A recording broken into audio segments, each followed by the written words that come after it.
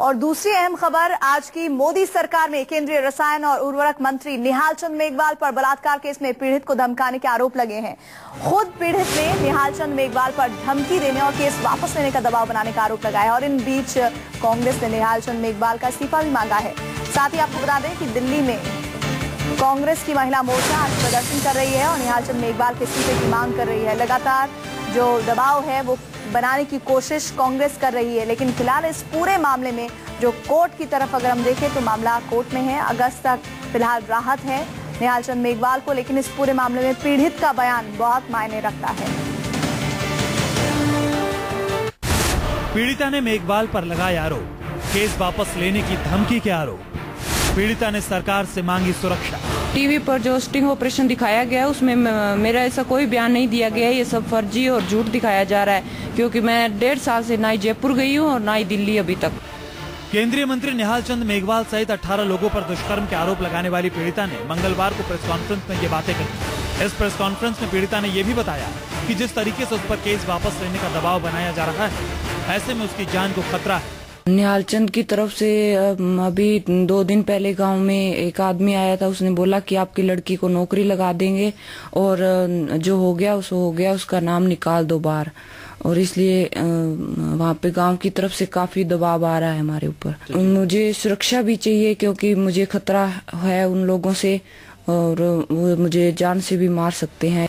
गौरतलब है कि सोमवार को इस समाचार चैनल पर एक स्टिंग ऑपरेशन दिखाया गया था, जिसमें बताया गया कि निहाल चंद मेघवाल पर लगाए आरोपों से पीड़िता इनकार कर रही है, लेकिन पीड़िता ने प्रेस कॉन्फ्रेंस के जरिए न सिर्फ स्टिंग ऑपरेशन को फर्जी करार दिया, बल्कि न्याय के लिए अपनी लड़ाई को देश की सबसे बड़ी अदालत तक ले जाने की बात भी कही। मैं न्याय के लिए सुप्रीम कोर्ट तक जा सकती हूँ। जब तक मुझे न्याय नहीं मिल जाता तब तक मैं इस लड़ाई को लड़ती रहूंगी। इतना ही नहीं, पीड़िता इस मामले की फरियाद प्रधानमंत्री नरेंद्र मोदी के सामने भी करना चाहती है और उससे यकीन है कि प्रधानमंत्री मोदी उसकी बात को सुनेंगे और उसे न्याय दिलवाएंगे। ऐसे में देखना ये होगा कि प्रधानमंत्री मोदी पर पीड़िता का यह भरोसा कहाँ और उससे यकीन है कि प्रधानमंत्री मोदी उसकी बात को सुनेंगे और उसे न्याय दिलवाएंगे। ऐसे में देखना ये होगा कि प्रधानमंत्री मोदी पर पीड़िता का यह भरोसा कहाँ तक खरा उतरता है। सुनील सिदाना, श्रीगंगानगर, न्यूज़ 24।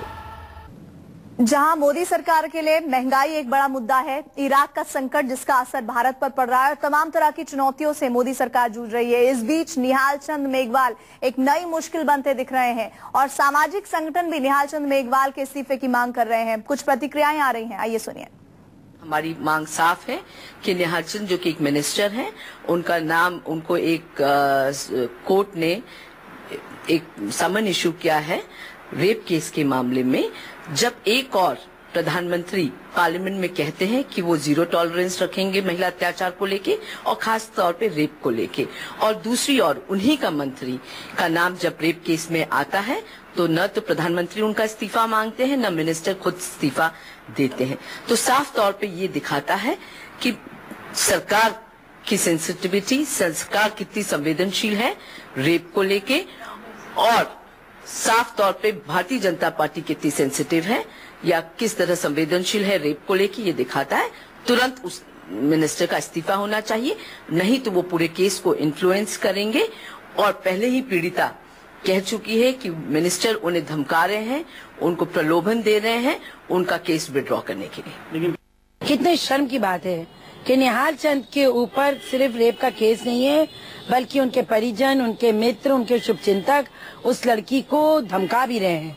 कल उसने टीवी पर अपनी बाइट दी कि उसकी जान खतरे में है, और ऐसे में एक महिला मुख्यमंत्री होते हुए अगर राजस्थान में उन्हीं के चॉइस का, उन्हीं की पसंद का व्यक्ति एक रेपिस्ट हो, एक बलात्कारी हो, तो ज्यादा शर्मनाक बात नहीं हो सकती। उसको बर्दाश्त नहीं किया जाएगा, 0 टॉलरेंस होगा।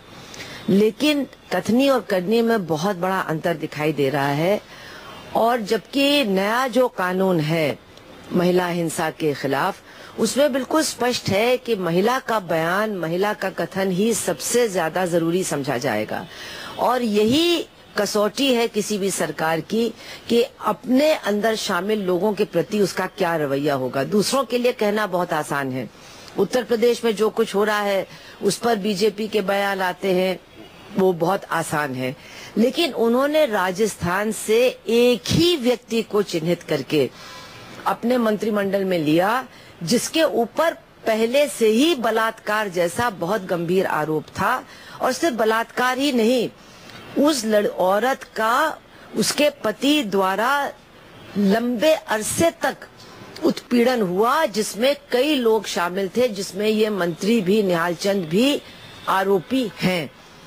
ये देखते हुए उनको पहली बात तो मंत्रिमंडल में लिया ही नहीं जाना चाहिए था, और अब ऐसे आरोप आने के बाद उनको तुरंत निकाला जाना चाहिए।